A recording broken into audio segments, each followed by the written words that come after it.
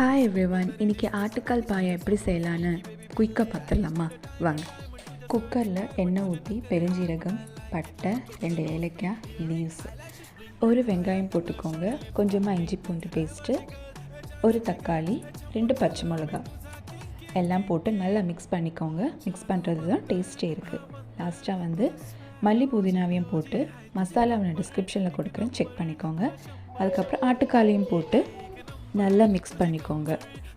Mix பண்ணதுக்கப்புறமா தண்ணி தேவையான அளவுக்கு ஊற்றி, கொஞ்சம் நிறைய தண்ணியை ஊற்றிக்கோங்க. ஏன்னா விசில் நிறைய போடணும், அப்போ தான் நல்லா வேகும். வெந்தால் தான் அது நல்ல டேஸ்ட்டாகவே இருக்கும்.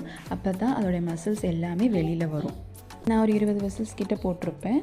அதுக்கப்புறமா இதில் தேங்காவை நம்ம அரைச்சி ஊற்ற வேண்டியிருக்கும் கடைசியில் வெந்ததுக்கப்புறமா. இப்போ வெந்துடுச்சு. நான் தேங்காய் கொஞ்சமாக 4 பீஸ் 4 போட்டிருக்கேன். நல்லா அரைச்சி பேஸ்ட் பண்ணி இதில் ஊற்றுங்க.